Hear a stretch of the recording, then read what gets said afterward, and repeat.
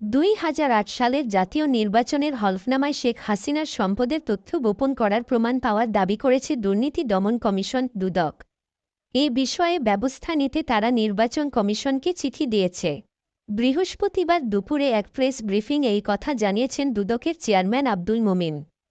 তিনি জানিয়েছেন নির্বাচনী বিধিমালা লঙ্ঘন করায় তার প্রার্থিতা থাকার সুযোগ ছিল না। এ বিষয়ে ব্যবস্থা নিতে নির্বাচন কমিশনকে চিঠি দেওয়া হয়েছে। এছাড়া এই মিথ্যা তথ্য দেওয়ার ঘটনায় দুদক আইন অনুযায়ী শেখ হাসিনার বিরুদ্ধে মামলা বা পরবর্তী পদক্ষেপ নেওয়া হবে বলে জানিয়েছেন তিনি।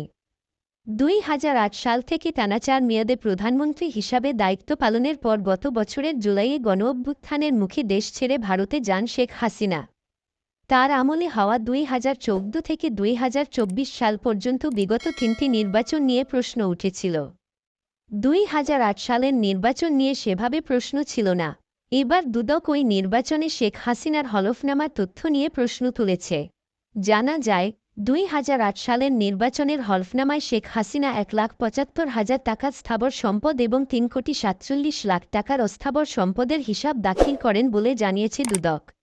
দুদকের অনুসন্ধানে উঠে এসেছে, শেখ হাসিনার তৎকালীন সময় স্থাবর সম্পদ ছিল ৩৩,৬৬,০০০ টাকা। আর অস্থাবর সম্পদ ছিল ৫,১৮,০০,০০০ টাকার।